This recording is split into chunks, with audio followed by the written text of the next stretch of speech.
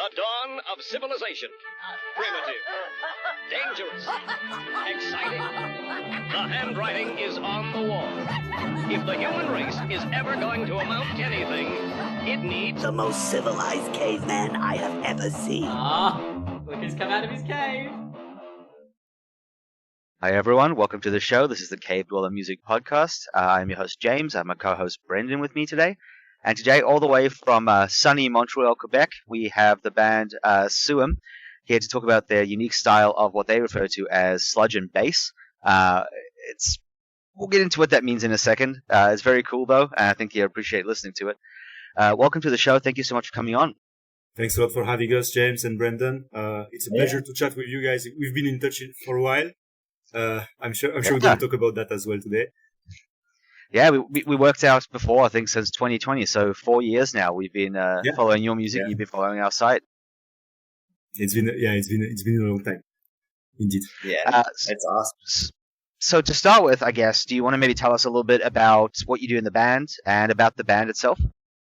Sure thing. Fred, do you want to kick off this one? Sure. So I'm Fred, and I'm playing the drums some, and I'm also producing mixing and recording most of our parts. Yes. I'm Piotr. I'm on the bass, and we have one missing member today, Gaspar. He's the vocalist. So if you might have noticed, 3 members, no guitars. So that's one of the things that define our sound is just bass, drums, and vocals. So we started in 2020 during COVID. The music itself, similar to sludge, we like to call it doom and bass, like kind of try to stand out a little bit of the crowd. I guess you could define our music by that bass, that heavy bass sound, like screaming vocals, and I guess the intense energy we try to put in our songs. It's definitely energetic. It is. I think for me, when I first discovered you, hearing that bass tuned to that level, as opposed to a lead guitar, that immediately stood out as something special. Yeah, thanks a lot. Like it's so the thing is, like, a lot of people ask us, like, is it because we didn't find a guitarist? Which might be valid because, you know, we are 3 European French guys in Montreal. Like we immigrated here, so we didn't have much friends. So that's true. We might have problems to find guitarists, but that's not the case. Like we wanted to only play with bass. Like that was the concept from the beginning. Yeah, bass. Bass is amazing. Yeah. I've maybe only heard like 3 to 4 other projects in my whole life that do the same sort of sound. Not same sound, but same thing with the bass as the lead, rather than guitar. It's very rare. Yeah, it is. Although I feel like in the genre, like I would say like doom, stoner, like you have a couple of bands that stand out. Right now I'm thinking about Home, obviously. I'm thinking about Big Business as well. Year of the Cobra, I believe. Pretty cool band as well. Oh, very cool. If you listen to Slower, you know that band that is covering Slayer Slower. The vocalist of Year of the Cobra is doing vocals on that project. Oh, cool. Okay. And one other band that actually kind of, even though the band sounds very different from us, like it influenced us, is Shroom. So it's not a very, very known band, but it's basically like a side project of the late Odi Petrie from Acid Bast. He recorded just 8 songs, and that's the first time I heard like a band using only bass and drums, and that was absolutely sick. I recommend it if you don't know that band. It's really cool, and that helped us realize, like, okay, you can really rip without the guitar. Right. Yeah. It's Have you ever considered adding one, or are you happy with the sound? You never want to change it? No, I mean, the thing is, like, we define our sound without the guitar. We kind of found a formula that fits us right now. I think for fun and maybe to make it a little bit special, like we could invite a guitarist maybe for one song, maybe play a solo, or maybe having a guitarist playing the solo on the bass, like trying to find something a little bit quirky like this. But having a guitarist like full time, no, I don't think it's something we would like. No, that's fair. I'm not saying you need it at all. I just want to make sure you understand that. It sounds fantastic as it is. Thanks. Yeah. I was gonna say, like, it would be kind of neat to hear, like, maybe like a guitar guest appearance or something at like a live show or something. But yeah, we thought about that. We thought also like maybe inviting another bassist, which could, make the sound even thicker. But again, like we'll play around with the idea and we'll come with that when we feel like it's mature enough and really bring something. Can the world handle music that heavy? That's the question. yeah, I don't know. I hope. We live in difficult times, so we need difficult music. Exactly. Before we get into your newest stuff, I kind of want to go back a little bit because this is something I've been wanting to speak to you guys about for a long time. That EP that you did, Double Double, that was a really cool concept that you implemented there. I remember you partnered with another band and you played each other's songs, right? So the thing is like, so Double Double is actually your second album, but I think you're referring to the split. Oh, sorry. With Fatima. Yes, that's the one. The Fatima split. That's it. Yes, sorry. Yes, and the thing, like, I mean, and we released a lot of music, so I mean, we're getting lost into between our records as well. But the thing is, like, so the split with Fatima, I think Fred is better suited than me to talk about it because he produced the whole thing. Yeah. So that was, it was very fun for us. We actually know the guys over from Fatima from back when we were in France.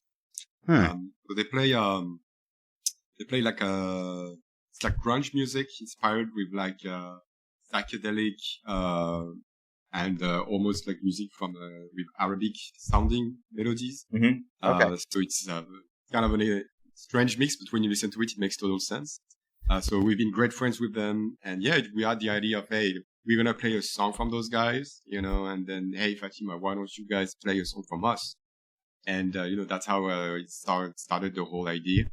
And, so the song we recorded for the occasion, so Sally Babath, it's pretty heavy. I think like we really made a step in terms of production when we started recording this. And, actually the sound from Winter House is quite close to the sound from that EP. That's the EP where we explored, that's where we really understood what to do with the bass. Because essentially when we record, we use also guitar amps, right? Bass amps, guitar amps, stuff like that. So we explored this like back then. And, it sounds great. That's also one of my favorite pieces, honestly. I fondly back to it. And since we chat about that split, one thing to add is, we did that during the COVID era and we just, I don't know, I guess we were bored because we put a lot of effort into it and we had an artist, doing the cover for that split and he actually, single-handedly pasted, like a 3D pop-up inside the cover of that split. So eventually you would open the cover and have this kind of like giant, I don't know, like some sort of like, penis-like, monster, a little bit alien-esque, like kind of standing up when you open the single. That was a lot of work. I don't think we would do that today, but at the time it was great, to put your energy into something creative like that. Yeah. Packaging like that's really fun, man, but I'm sure they can get like expensive, and like, you gotta sell it. Yeah, I mean, eventually we sold out, like, and we broke even, but yeah, like, I guess we broke even in terms of money, but not sure in terms of time. Like, we put a lot of effort into it. Yeah. It was fun. Yeah. That artist as well, he's done comics, right? He's a comic artist originally. Correct. Yeah. He's an interesting guy. Like, his name is Gorka Oustaros. So he's a French dude from Basque Country. Like, he has two passions. So Brazilian Jiu-Jitsu and comic books. So, and he's actually a pretty decent fighter. And also a great artist. He has been a friend for a long time and very supportive of the band. So he designed our logo. He designed the cover of that split. He designed the cover of Double Double. We collaborate often. Like, he likes to do things in his own way as well. So it's like, I guess we have like a common ground, common language. Very cool. Yeah. So I went back for that one. Let's talk a little more recent. You've released 2 EPs so far, right? Two new singles so far, right, from the upcoming album? Yes, correct. So basically, we are about to release in the coming months a split with Temple of the Fuzz Witch, It's gonna be awesome. Doom, Black and Doom band from Detroit. It's the first time we're gonna do that with a label. So that's Black Throne Production from Ontario, and basically the idea was to kind of find the things like we are way more I would say like more urban than Temple of the Fuzz Witch. So we wanted to kind of match their energy in a way, and that's why it kind of pushed us to get into something slower, darker, and we wanted to make a consistent project with them so that we kind of went towards the Ouija board, like the night and day, kind of like sun and moon. So having two bands with two different kind of universe, but still managing to make like a consistent record together. So those two singles are from that project. Oh, great. That's awesome. We know Black Throne pretty well, right, Brendan? Yeah. Ryan's a really good dude. He's always excited, and he's constantly like, "Hey, I've got this project started. Hey, we got this going on." And I got 5 bands that want to talk to you, and, so it's really cool. He's very passionate about what he does, and he's he's actually I think we're gonna talk to him sometime next week, I think. So ask about his festival and all that fun stuff. So, but it's I don't know if you see it from your position from Cave Dweller, but like there are a lot of really cool bands right now in Canada, like in that genre, and it feels like Black Throne kind of unified all those bands' efforts, and is kind of maybe not leading, but kind of coordinating all our efforts, and it looks more and more like a real scene, which is really amazing. Definitely. And I think and Ryan's passion, Zach's passion, like are really like pillars for what's happening right now. Which is really cool. It is. It's he's like got like this, like he's got a shit ton of awesome bands, and he's got you guys out everywhere, so it's awesome. I just like that there's becoming this, like you said, unified sort of Canadian fuzz scene, which is really nice to see. We lost you here a little bit. Yeah, I think we lost you. Still here, sorry.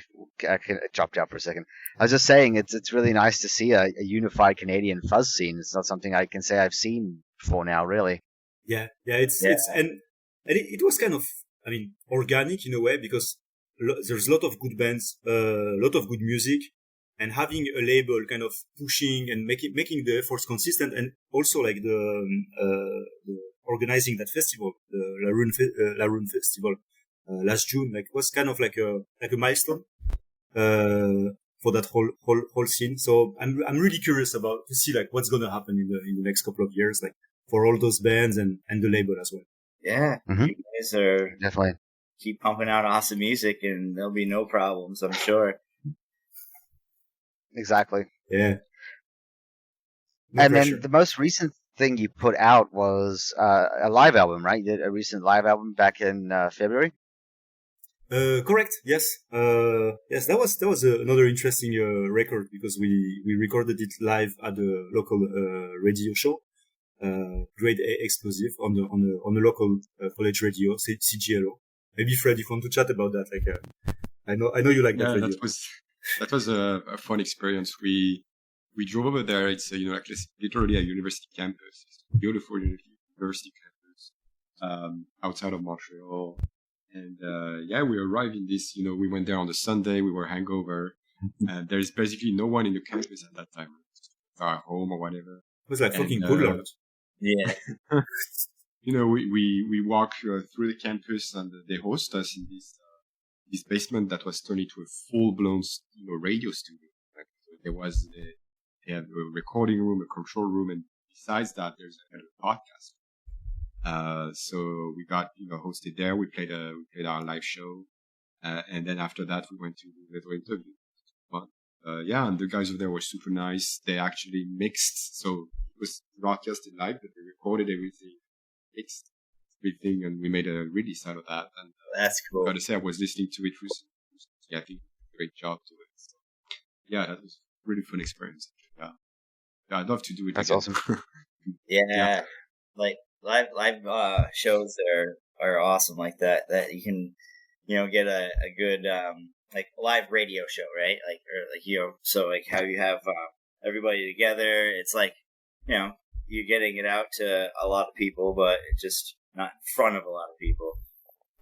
And I would say that's the challenging thing, because like when you play in front of an audience, like you have that audience energy, like you have this kind of back and forth. Yeah. So when you have like a good energy coming back from the crowd, like that you're doing it well. Yeah. And you can adapt as a musician. But then the radio is just silent, and so you're getting angry there and putting a lot of a lot of sweat, a lot of efforts, and maybe you suck. You have no idea, So but you have to move on. Yeah, it's That's crazy. funny. Definitely crazy. It's kind of like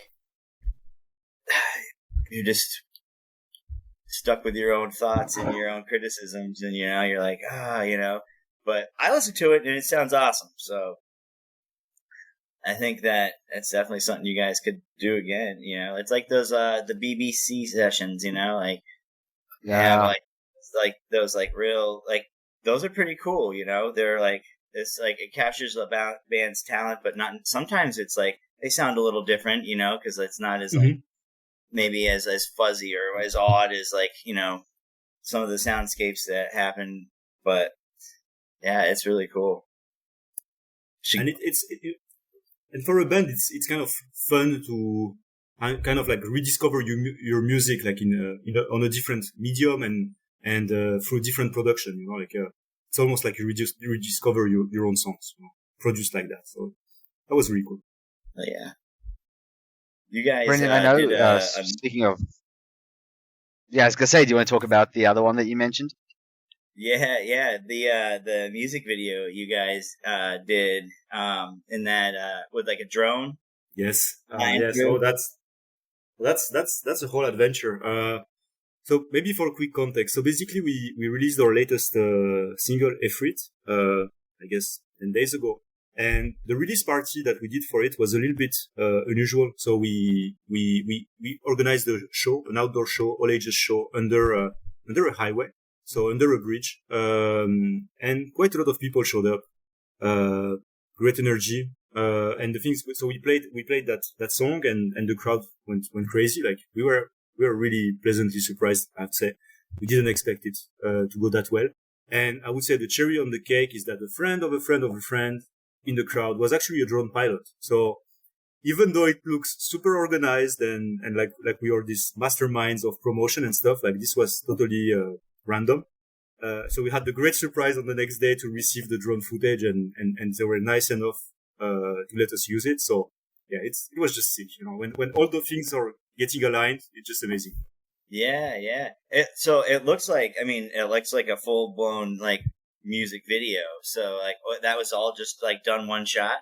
Pretty much. Like, so yeah. It's so the guy, like, which we didn't know before the show, like it's his job. Like he's a drone pilot basically. Like, so he works usually for way bigger acts than us, and it was just the perfect match of a great moment, great event, with a lot of crowd and the right guy with the right gear, I guess with the right weather as well, because we play outside. Like if it had rained, like it would have bombed. So yeah, it was just all those little things that can go badly and that didn't, and then we have this video at the end. That's awesome. And it was just for that one song, or do you guys like play like a whole like hike for an hour or something like that afterwards, or? So basically it was our show. Like the only thing is, so we played our set, I think 30 minutes.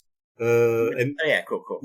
And we just played that song at the end, and yeah, we went a little bit crazy. Like we brought some smoke bombs, and I guess the drone guy knew that it was the right moment to kind of turn on his drone and start shooting. So again, like it's just a great kind of like match. Yeah, that's definitely sweet. Like it's awesome footage too. Like it was almost like, planned, so that's super cool. You guys, that's definitely a spot of luck for sure. It's awesome. Yeah, and we're gonna play that spot again on October 18th. Nice. So that's great because we will be able to see like if it was only luck or if we are able to do it again and having another great show. Yeah. We'll see very soon. Is that like just kind of like a spot, or is that like a venue? No, it's basically like a spot. So we are not the first one to do that. But again, like for a little bit of context, like I guess since the end of the COVID, like the Montreal scene is extremely active and super stimulating, like bands or setting up shows outdoors all the time during the summer. Yeah. On a lot of different locations, and that one kind of became almost like an institution. Like this is the Van Horn Bridge, where you have shows in the summer every Friday, every Saturday. You have hardcore bands, metal bands, punk bands. It's basically first come, first served.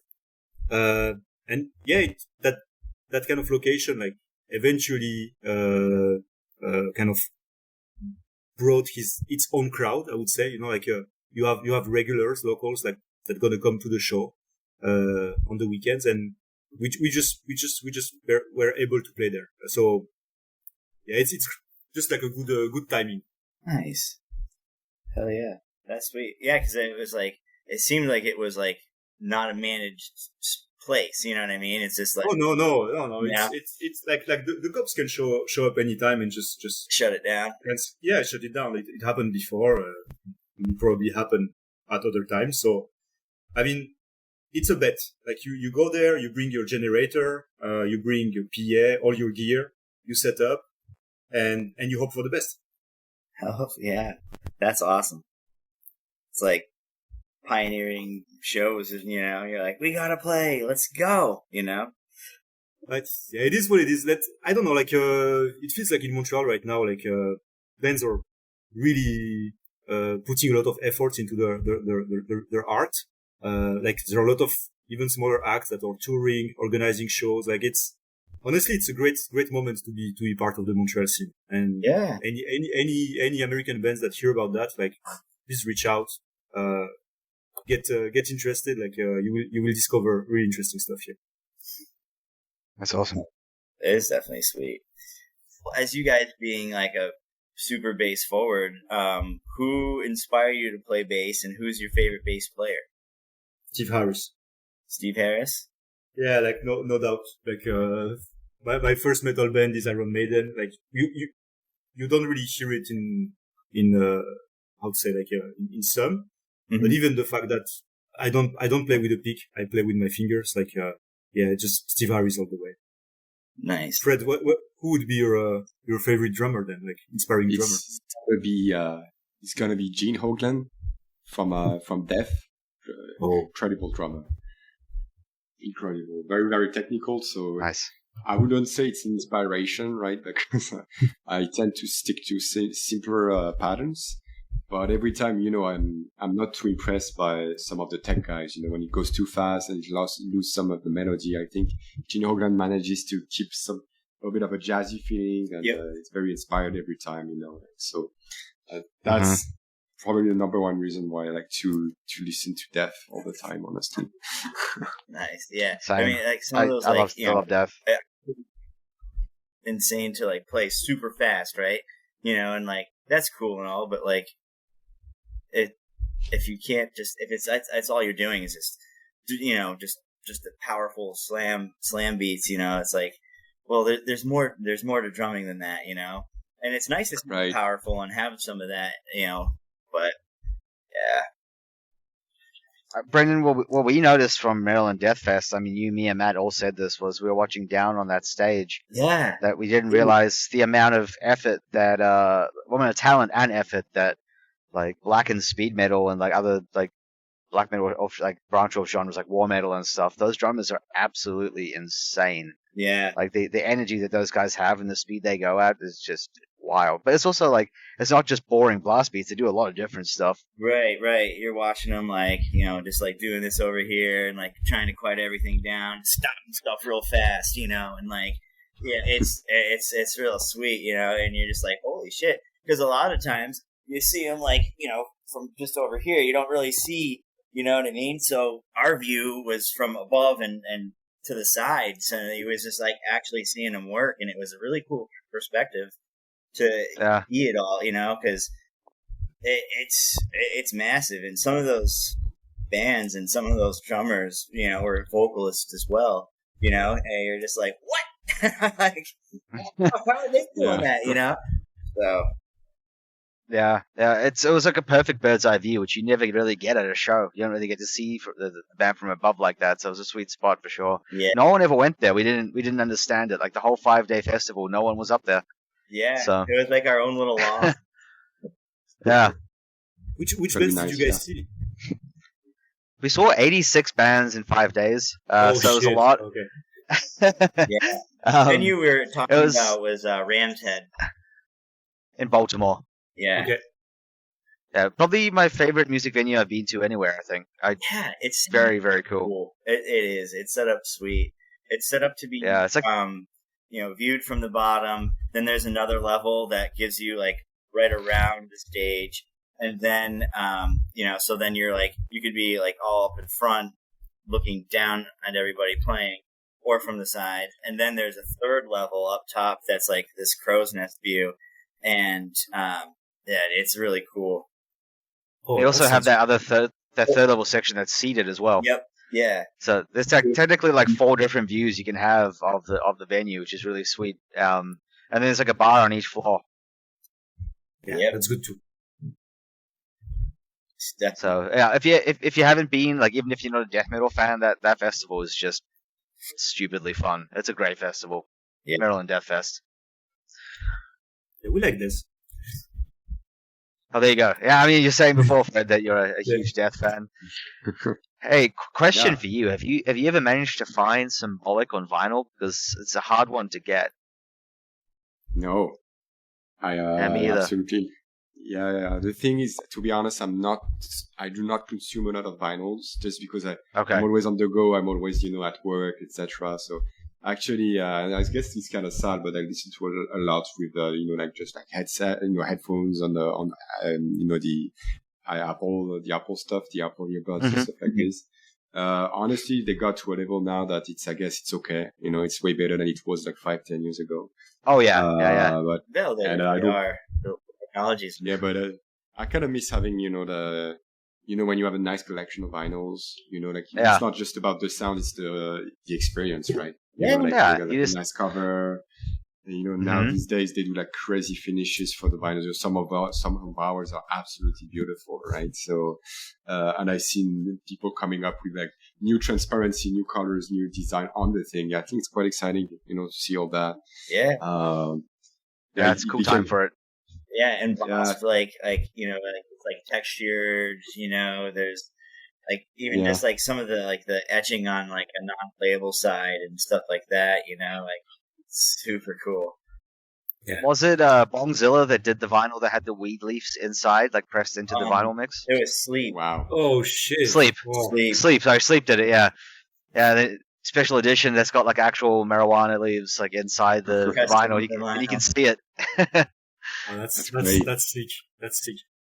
No, I mean, I guess in terms of vinyls, like not craziest, but like the things where we put the most effort is like we had that EP, Blueberry Cash, that initially we released just on CD and digitally, and we kind of made a collab with one crazy fan from France. His name is Mathieu, Meme Music.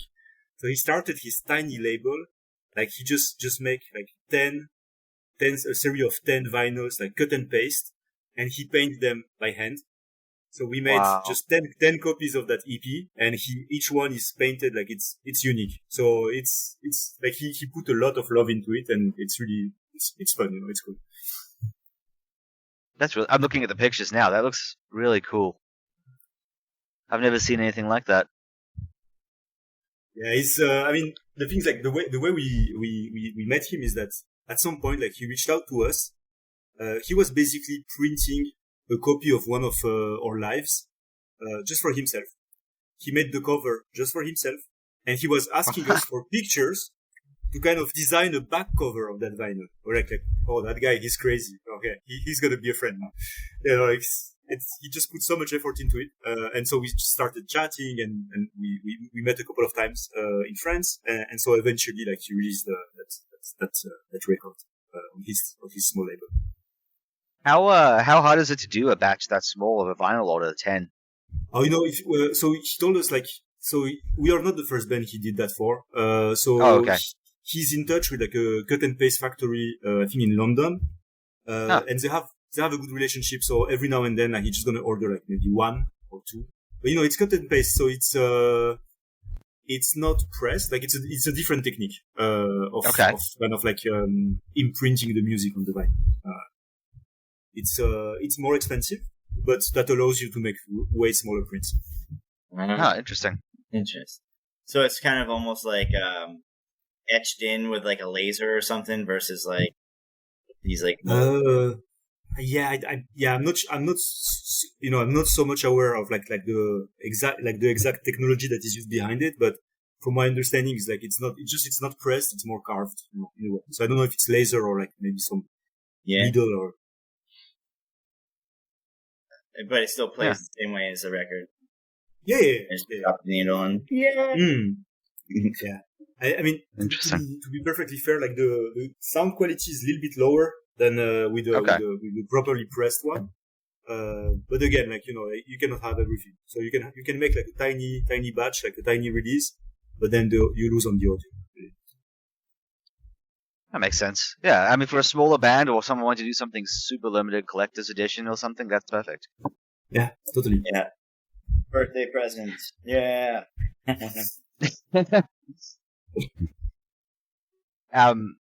What have you guys been listening to this year? Anything in 2024 stood out to you?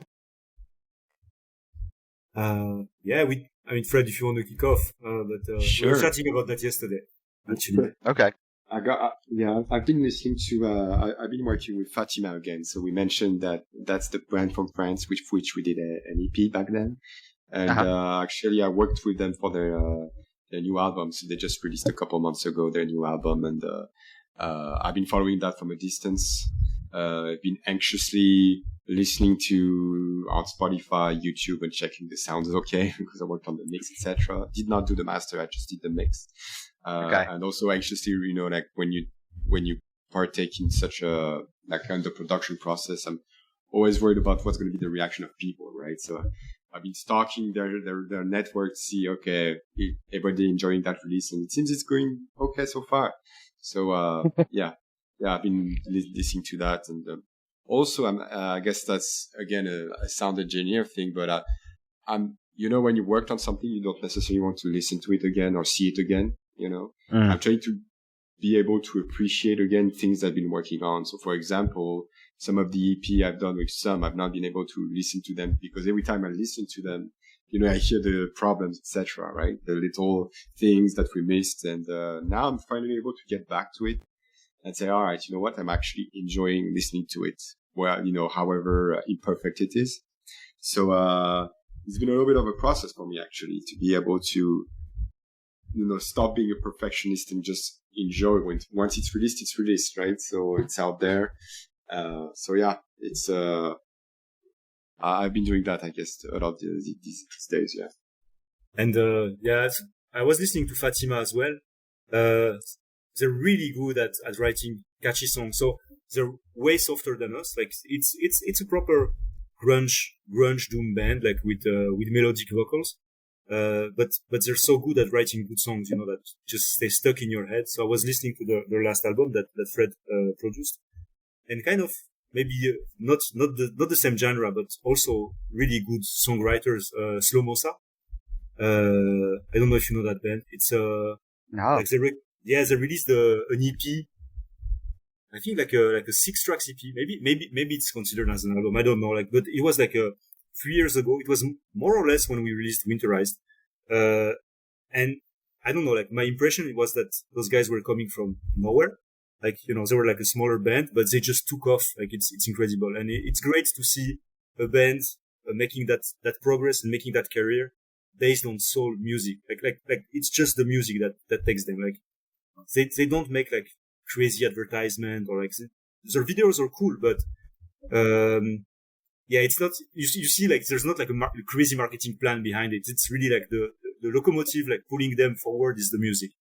So that's great. Like, long story short, like, they're releasing their second album right now, and they have a couple of singles out. So I was listening to them, and yeah, I really like them a lot. What's the band called? I'm gonna look them up. Sorry, yeah, Slow Mosa.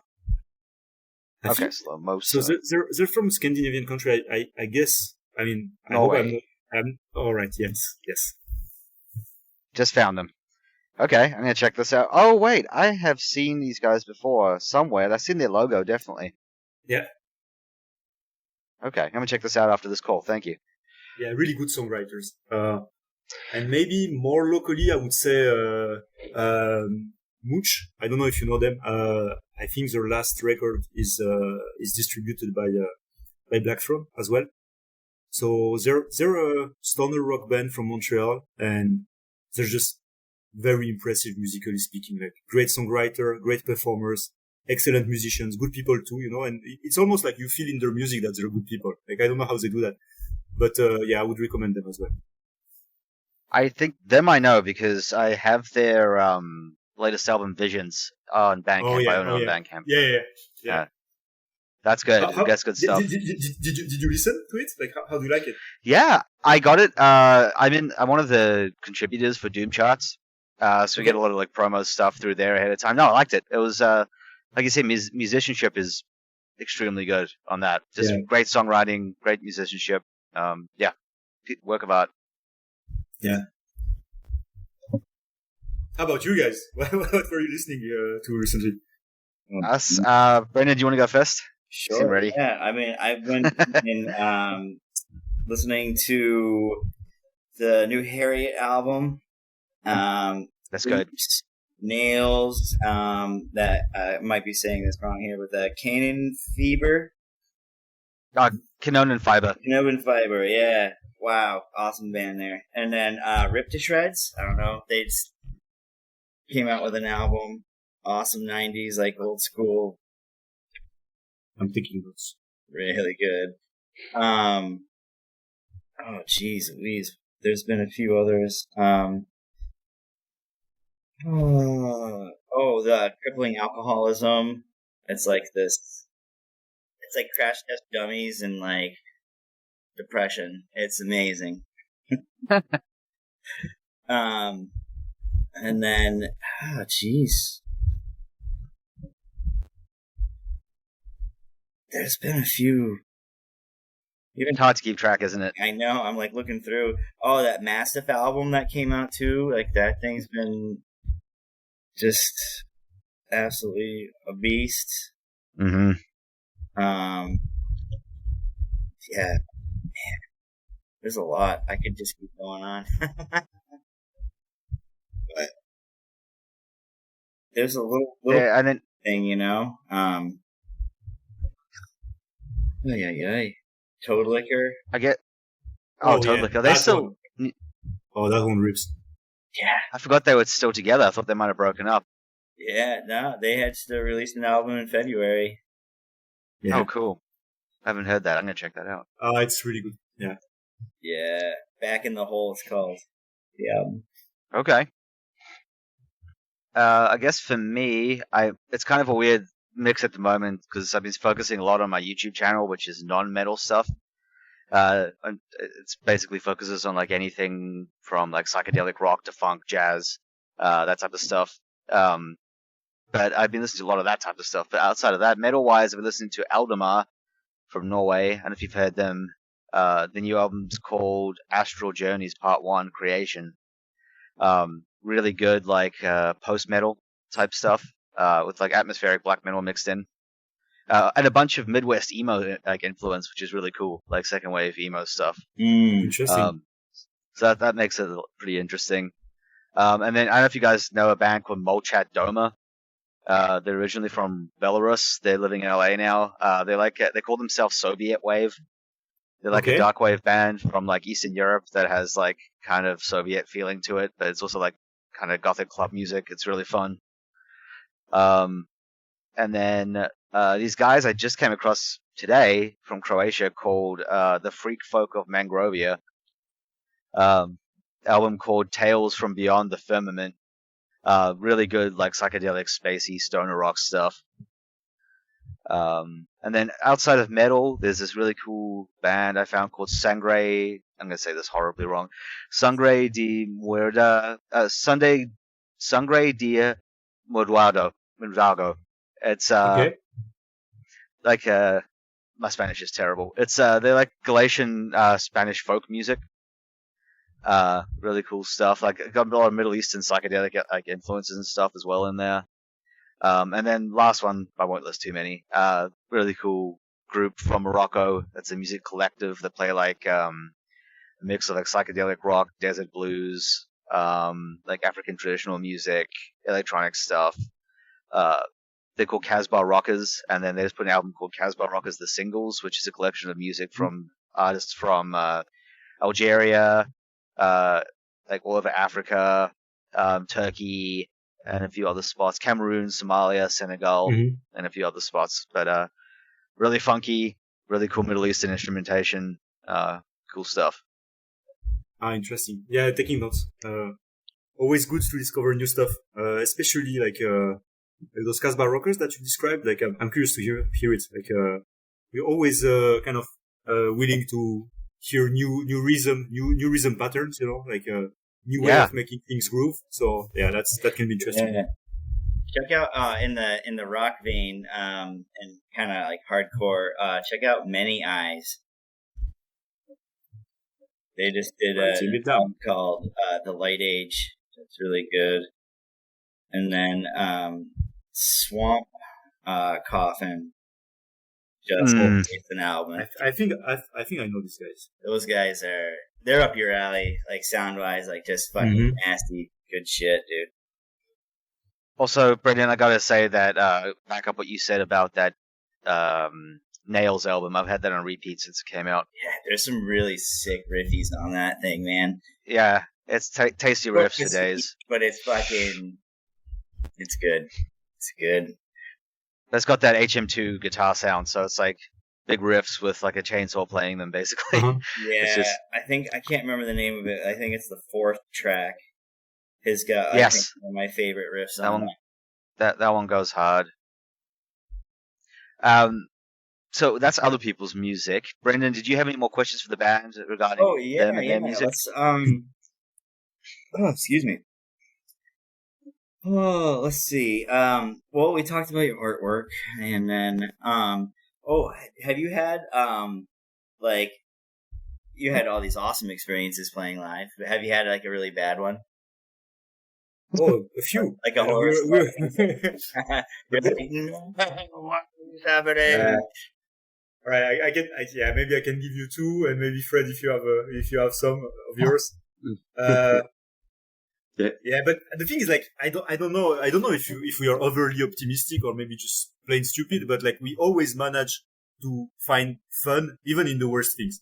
So my two examples. So we played a tour in France, I think 3 years ago. I mean, tour is a big word, but basically we played 5 shows in a row.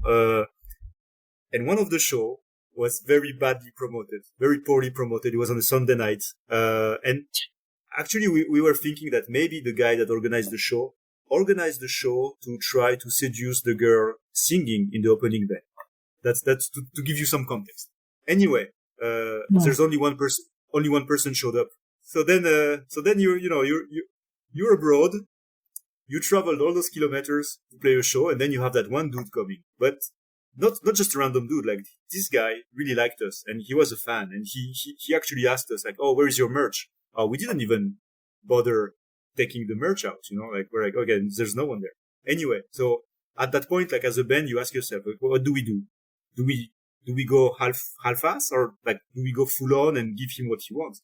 So eventually we gave him like the full performance, and we're just like, I don't know, like doing crazy shit, you know, in that tiny bar just for him. And he had a very good time, and we hang out after that, drinking beers and stuff. So in a way, it sucked, but in another way, it was great. Right. Like you rock that dude's world all night, you know? I mean, honestly, at the end of the day, I mean, we are a tiny band. Like, just being abroad with your friends, having a good time, like, it's already great. Like, and if you can play a good show, it's even better. But if not, fuck it. Have a good time anyway. Hell yeah. And I guess the second bad experience is, so we had an amp that burned on stage, which is quite unusual. But the thing is, like, the crowd didn't let us go off stage. So we had to continue playing so the things, like, maybe for context, like the way we play is like the bass is plugged into 2 amps. Yeah. So we just had to continue on 1 amp.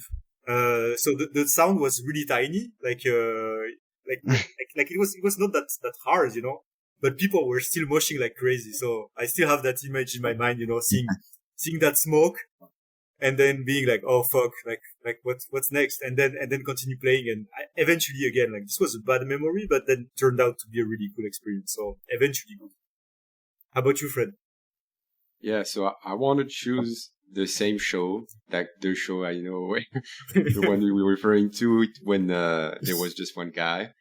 You know, an interesting thing is, so this was like pretty much it was a restaurant, you know, I think it was a seafood restaurant. It was more a restaurant than a bar, to be honest. Yeah. And then, you know, the band playing before us arrived a little bit earlier on the venue to set up everything. And they were like moving tables away to set up. And, you know, like, we love that, you know, like we're all about that, playing, you know, like, we don't need a stage or whatever.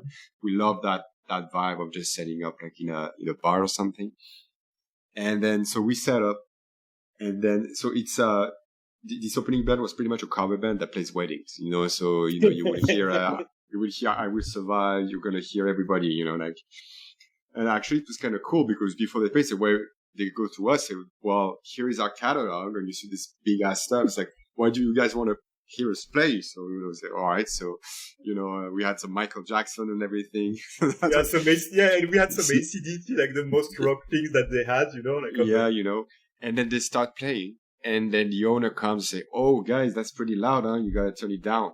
And I see the drummer remove his shirt, and he puts his shirt on the snare to muffle it. And he starts playing like jazz style. You know? And now I start to look around. I'm like, how am I gonna play a stoner sludge doom music?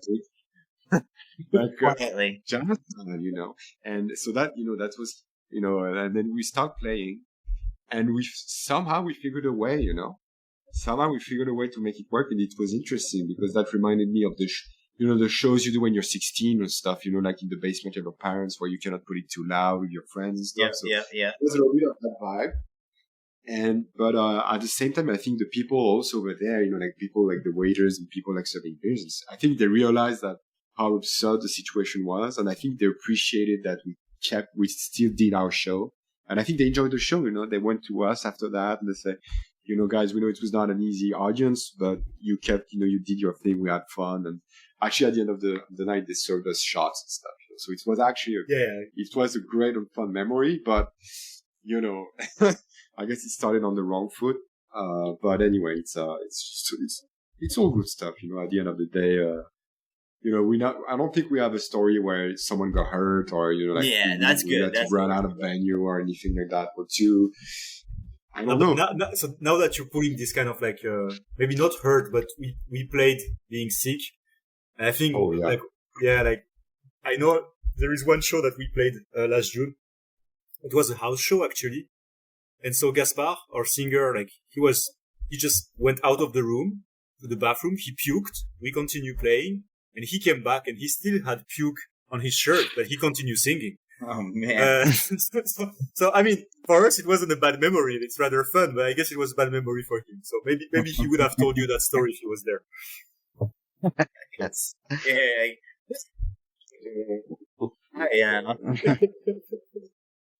You know, we literally had to improvise like a bridge between like the chorus and the next part, you know, and I could literally see him puke, you know. Yeah. And I was just, it was a tiny room, like tiny place. All right. Okay, let's do 1 more minute of this riff. Let him finish. This is only supposed to be 3 minutes. What's going on? Yeah. Yeah, I'm gonna see the same, you know. Like, I'm thinking at Trackside right now. Yeah. Yeah, I miss it. That's nice.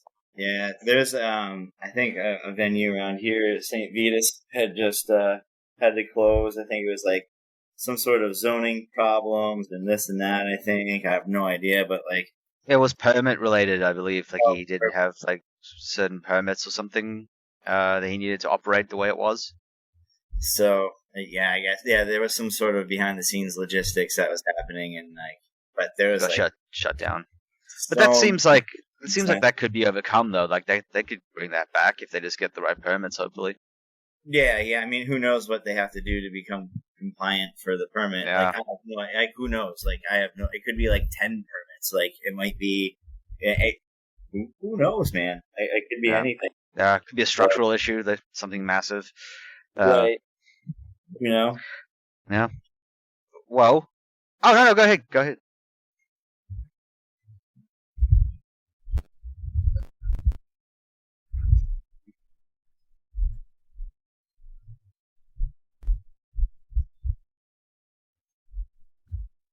Yeah.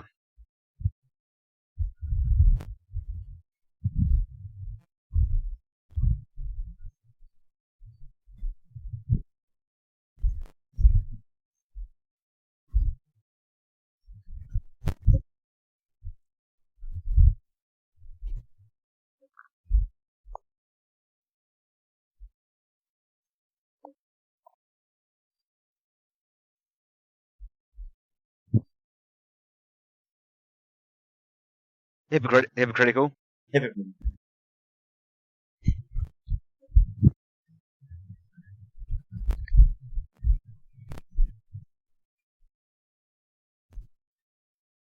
Yeah. Yeah. Right. So yeah, because you need a place to play, and you need a place for people to go. You know, like people, they need their respite. You know, and they'll find it, right? Like hence you guys have done. You know, so it's a shame that spaces like that aren't really. I don't know. You got to keep them alive, but Yeah. we also, you can't like just chain yourself to every construction site. You know what I mean? But I mean, you asked how it was here. I'm lucky in San Diego, I guess, because none of the places I like have shut down since I moved here 4 years ago. So I mean, lucky in that aspect. Yeah, made it through COVID. The good thing is, I guess, in San Diego, like 4 or 5 of my favorite venues are owned by the same people. And they are like pretty well established. They know the city pretty well. Like, they have connections, that sort of thing. So I don't think their spots are going anywhere, which is good to hear. Yeah. And it kind of keeps prices down as well, because between their venues, they kind of regulate a lot of the pricing. So I mean, like for the most part, a lot of the smaller shows here, you're paying like, I want to say like $15 to $35 for that's for like bands that are known who are touring type thing. If it's a local thing, super local, you pay $10 for like 5 bands or something at the door. There's like a larger nice venue and cheap around here. Yeah, there's a larger venue around here that, like, our prices are pretty much the same, anywhere from like 10 to $30 to see some bands, and you're seeing like a bunch. And then there's like a larger venue that will do like $60 for a general admissions, like, but you're seeing some bigger bands, you know what I mean? Right. And it's a much larger space, so it's like those are kind of, I guess, like the give and take. With like such a large venue, you're gonna pay a little bit more for a ticket, but you're also seeing like some like, you're like, ooh, what band's actually headlining? You know what I mean? Because they're all awesome bands. So it's it's one of those. If you guys ever toured here, you definitely play at Brick by Brick. That's kind of like the metal venue in San Diego. They have like a range of different bands size-wise that play there. So everything from like local battle of the bands type stuff through to like, big 4 death metal, big 4, type thing. So, I saw Body Void with Primitive Man and Jarhead Fertilizer for like $11 there. Like it's great stuff like that. Yeah, exactly. But then like if you want something bigger, like I'm seeing King Diamond play in December. It's a stadium show, but still only $60. Like for King Diamond at a stadium, that's that's reasonable in my opinion. Yeah. Me too.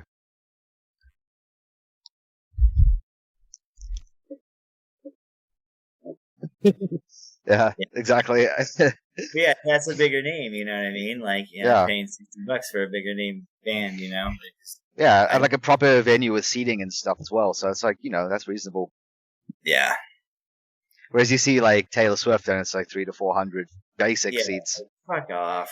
Like, come on. Even like, I want to see Tool, right? But I'm not going to pay like $200, $300 for a ticket. Oh, they're insane now. It's ridiculous what they charge. Come on, dude. Like, I can't get behind that kind of price tag on a ticket, I guess. Like, maybe for a festival, you know what I mean? Like, where you're going to be seeing, like, we saw 89 bands play over, like, the course of, like, 5 days, you know? And that was $300. Yeah, that was only $300. It's cheaper to see 89 bands than Taylor Swift once. Right. So, yeah. It's crazy. It's absolutely crazy sometimes, that pricing. So we have one last question for you guys before we wrap up, which it's going to put you on the spot slightly. If you were stranded on a deserted island, you had a solar powered Discman, like CD player, and 3 CDs to listen to on repeat until you got rescued, what 3 albums would you want to have? I'll do one, you do one. Let's do one. Okay. I think I'm gonna go for so I used to love this band called Trivium. Pretty famous, right? Yeah. So I would say Sedensea by Trivium. Their 2005 album, I loved it. I still listen to it regularly, so I feel like that might be a good one. Yep. Nice. Oh man, what's the second one?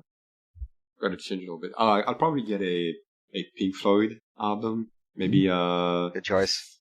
Yeah, I'm not sure which one though. But it's gonna be a Pink Floyd album, probably.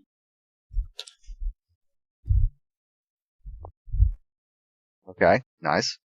Oh, that reminds. I wanted to ask about the cover, the Prince cover. Okay, ask that straight after this. Yeah. And I'll get I'll get some black metal to complement my collection. Probably an album by Emperor. Nice. Classics, yeah. I'll be fine.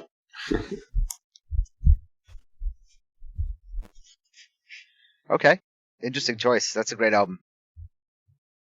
Most people would say like one of their, I guess, earlier ones. Everyone's like, oh, the first 2 Sabbaths, but that one is excellent. There's so many good tracks on that one.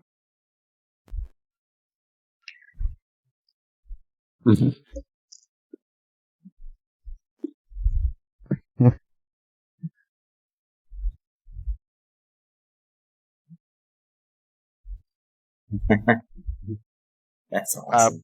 Brendan, your last question then? Oh yeah. Oh, I was gonna say, what inspired the Prince cover?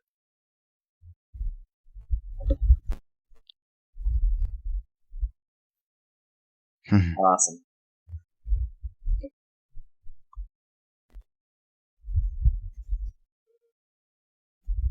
Mm-hmm.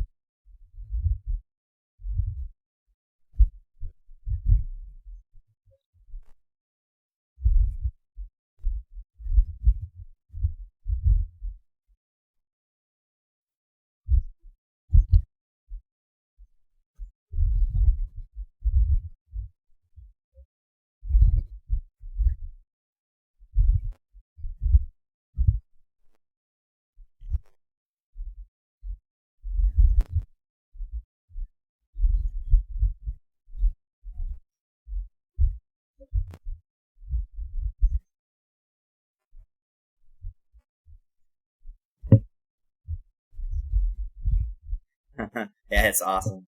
It would be interesting. I could probably play it better. I hope I made some progress over the last couple of years. So, been an interesting experience to try it again. Yeah. Yeah. There was actually in the town I went to at university in New Zealand. There was a Prince-themed cafe called Purple Rain Cafe, and that's all they played there. And it was all like the decor was Prince stuff the whole way through it. I thought you'd appreciate it.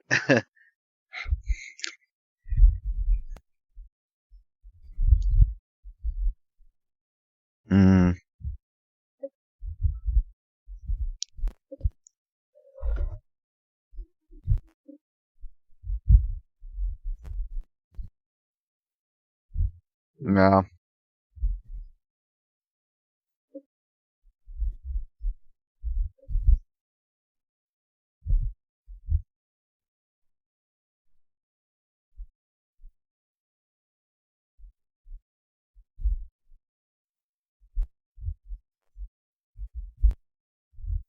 That's great.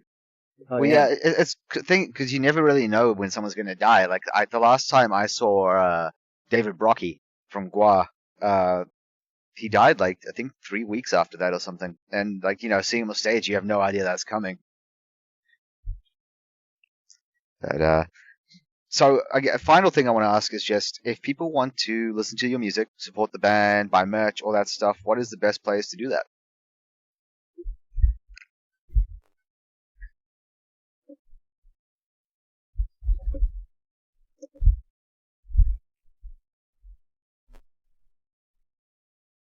Hmm.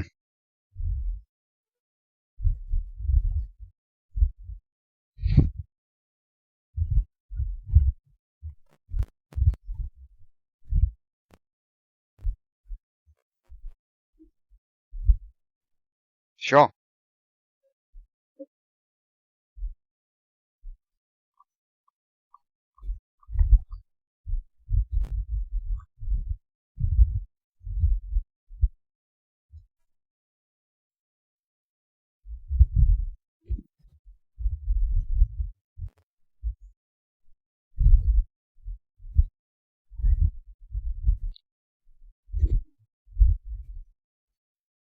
Cool.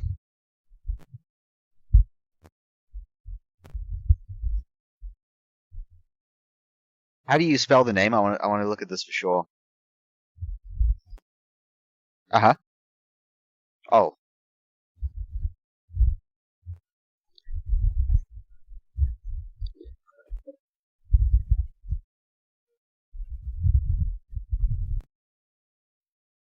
okay.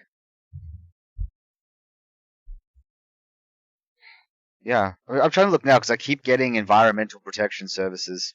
I think there's another company called Ampol, which is an Australian petrol company.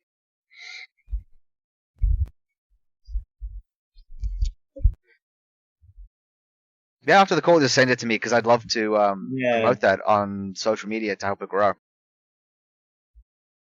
That's cool. All right. And then social media on that topic. Where should people follow you?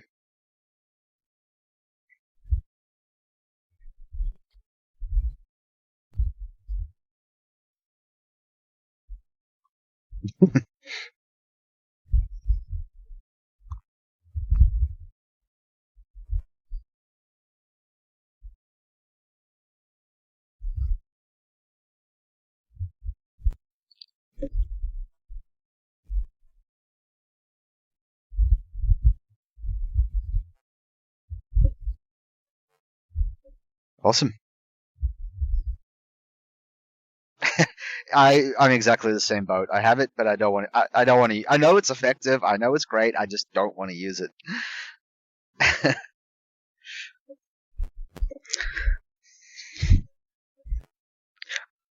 I just feel so old on TikTok. Everyone's so young. Yeah. Anyway, thank you so much for coming on the show. Really great to have you on and chatting with you. And you're always welcome back anytime you have a new album out or anything like that. Yeah. No worries. Hell yeah. Yeah, definitely. Thank And you, guys. for anyone listening, tuning next time, we'll have another guest for you.